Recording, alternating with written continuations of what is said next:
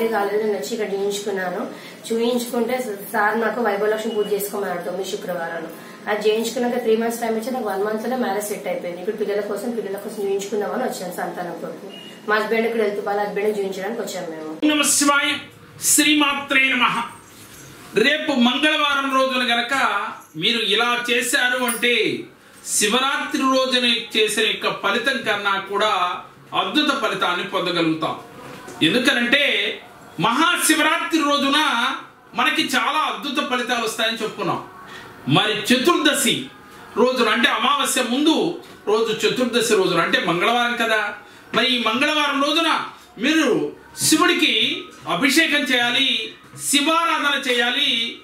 అదేవిధంగా మీరు ఆవు పాలతో పంచామృతాలతో ఈశ్వరుణ్ణి మీరు అభిషేకించి శివారాధన కూడా చతుర్దశి రోజున కూడా మీరు చేసినట్లయితే మీ ఇంట ఆ శివానుగ్రహం కలిగి అష్టైశ్వర్య భోగభాగ్యాలు కూడా కలిగి తీరుతాయి.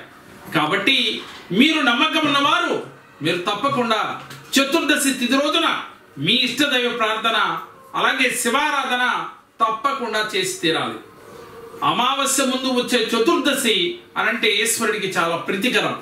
కాబట్టి మహాశివరాత్రి పర్వదినాన పరమశివుడు ఎలా పరవశించిపోతాడో ప్రతి నెలలో వచ్చే చతుర్దశికి అంటే అమావాస్య ముందు వచ్చే చతుర్దశికి బాగా ప్రీతికరమైన రోజు అని మన పెద్దలు తెలియచేస్తూ ఉన్నారు. కాబట్టి ఈశ్వరారాధనకి చతుర్దశి కూడా చాలా ప్రాముఖ్యత ఉన్నది.